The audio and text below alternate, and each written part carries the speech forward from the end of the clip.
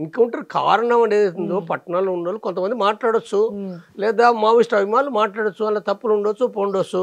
వాళ్ళు చెప్పే దాంట్లో ఒకటి ఏంటంటే కొంత సాయుధ పోరాటాన్ని అంటే వాళ్ళు చెప్తున్న దాంట్లో కూడా కొంత తప్పు ఉంది, వాళ్ళకి అర్థం కాక కొంత తప్పుగా మాట్లాడుతుండ్రు. సరే, ప్రజలు 50 ఏళ్ళు జరిగింది కాబట్టి ఆ పార్టీని వాళ్ళు సపోర్ట్ చేస్తారు, వాళ్ళకి తెలిసి తెలియక సపోర్ట్ చేస్తారు.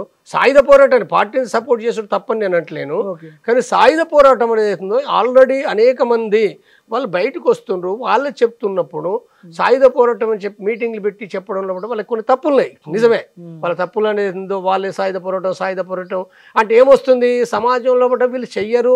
ఇప్పుడు వాళ్ళే కేంద్ర కమిటీ వాళ్ళు 50 ఏళ్ళు పనిచేసిన వాళ్ళు వస్తుంటే వాళ్ళని పట్టుకొని ద్రోవులండు తప్పు కదా, వీళ్ళు అనుడు ఎవరైతే ఉన్నారో తప్పు. ఇది విమర్శ చేస్తాం, ఇది నాలాంటి వాళ్ళు విమర్శ చేస్తారు. ఒకటి, నాలాంటి వాళ్ళు అనేక మంది ఈ సమాజంలో కూడా వాళ్ళ తప్పు విధానాలు విమర్శ చేస్తారు, అది వేరు విషయం.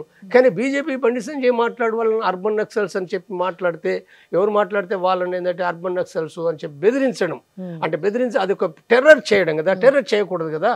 కాబట్టి ఇక్కడ మీ విధానాలు కూడా తప్పు ఉన్నాయి కదా, మీరు చంపడం అంటే తప్పు కదా, ఎన్కౌంటర్ బూటకు ఎన్కౌంటర్ చేయడం తప్పు, తర్వాత శాంతి చర్చలు చేయమంటే శాంతి చర్చలు చేయకుండా ఇది ఎట్లా.